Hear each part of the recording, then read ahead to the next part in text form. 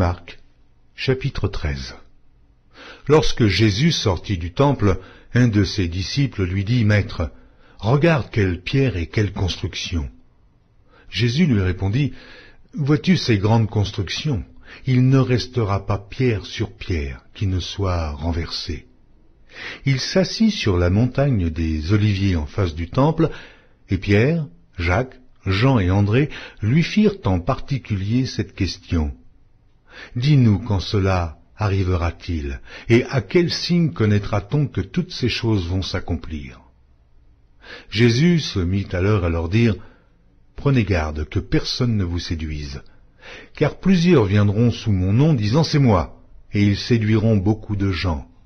Quand vous entendrez parler de guerre et de bruit de guerre, ne soyez pas troublés, car il faut que ces choses arrivent, mais ce ne sera pas encore la fin. Une nation s'élèvera contre une nation et un royaume contre un royaume. Il y aura des tremblements de terre en divers lieux, il y aura des famines.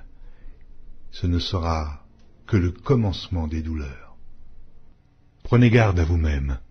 On vous livrera aux tribunaux, et vous serez battus de verges dans les synagogues. Vous comparaîtrez devant des gouverneurs et devant des rois à cause de moi, pour leur servir de témoignage. Il faut premièrement que la bonne nouvelle soit prêchée à toutes les nations. Quand on vous emmènera pour vous livrer, ne vous inquiétez pas d'avance de ce que vous aurez à dire, mais dites ce qui vous sera donné à l'heure même, car ce n'est pas vous qui parlerez, mais l'Esprit Saint. Le frère livrera son frère à la mort et le père son enfant. Les enfants se soulèveront contre leurs parents et les feront mourir. Vous serez haïs de tous à cause de mon nom, mais celui qui persévérera jusqu'à la fin sera sauvé.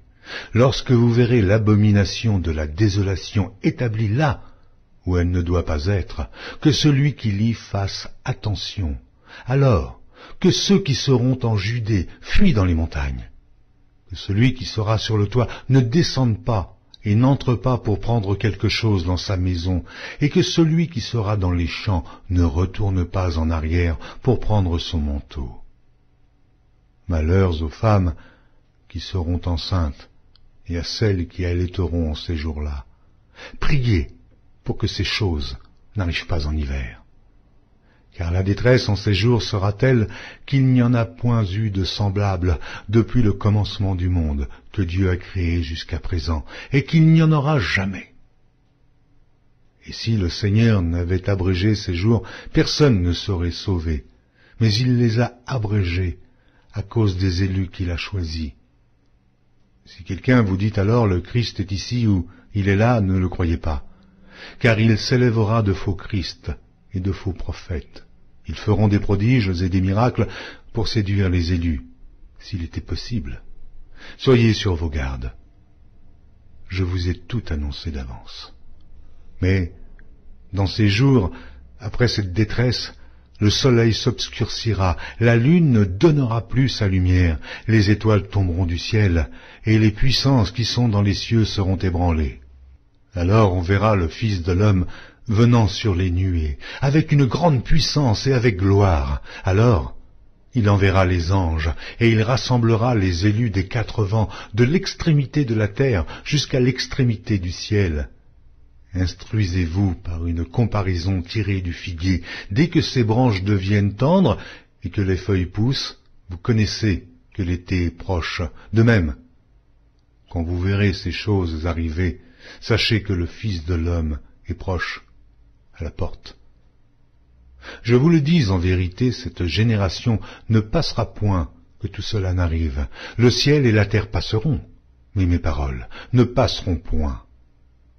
Pour ce qui est du jour ou de l'heure, personne ne le sait, ni les anges dans le ciel, ni le Fils, mais le Père seul. Prenez garde, veillez et priez, car vous ne savez quand ce temps viendra. Il en sera comme d'un homme qui, partant pour un voyage, laisse sa maison, remet l'autorité à ses serviteurs, indique à chacun sa tâche et ordonne au portier de veiller.